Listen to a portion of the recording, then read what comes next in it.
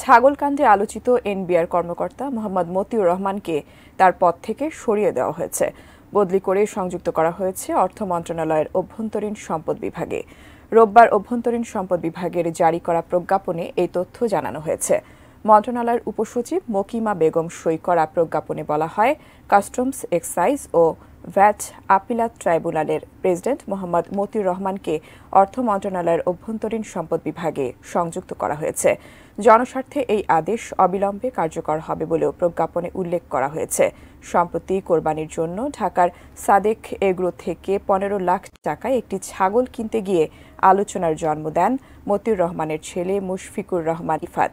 যদিও শুরুতে ইফাতকে নিজের ছেলে হিসেবে অস্বীকার করেন মতিউর রহমান।